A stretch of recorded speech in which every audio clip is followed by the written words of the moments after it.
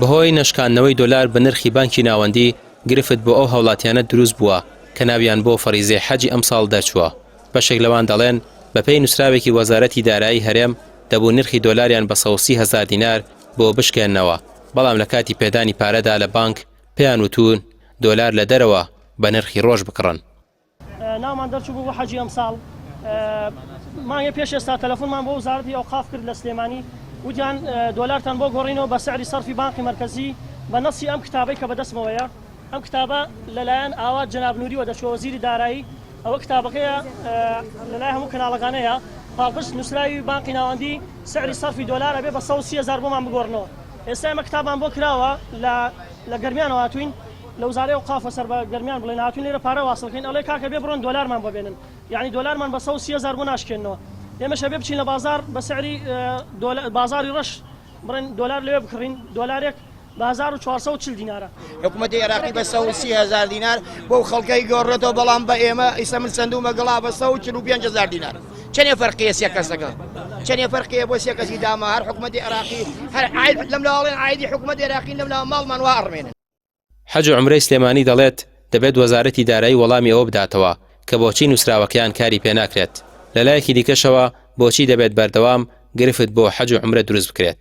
داواکاری ئەو کەسانەش بەڕەوا دەزانێت و دەڵێت پێویستە ئەوقاف و وەزارەتی دارایی داواکاریەکانیان جێبەجێ بکات.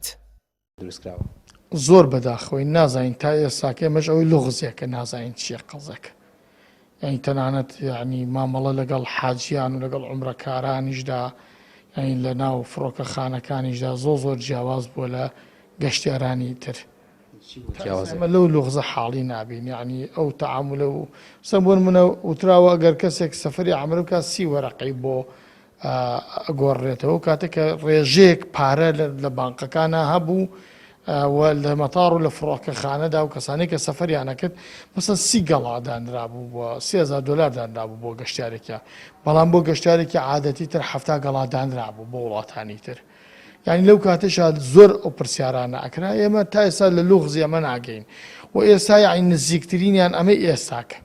بۆچی وەزارەتی ئەوقاف لەگەڵ وەزارەتی داراییە، ئیشکالەکە لای وەزارەتی داراییە، لای وەزارەتی ئەوقافە، لای حکوومەتە، لای سەرۆکایەتی ڕوونکردنەوەی نەداوە، تا ئێستاکە هیچ ڕوونکردنەوەیەکی نەداوە. ئەوڵ ئێمە نووسراومان کردو و وەڵامی نووسراوەکەمان وەرنەگرتوێتەوە. بۆ کێ کردووە؟ وای بۆ وەزارەتی دارایی کردویانە. ئەمساڵ زیاتر لە 4,000 هاوڵاتی لە سنووری سلێمانی ناویان بۆ فەریزەی حەج گەڕاوەتەوە. لە سەرەتای مانگی 6ەوە گەشتەکان دەست پێ دەکەن و تا ئێستاش حکوومەتی هەرێم ئەو گرفتەی چارەسەر نەکردووە.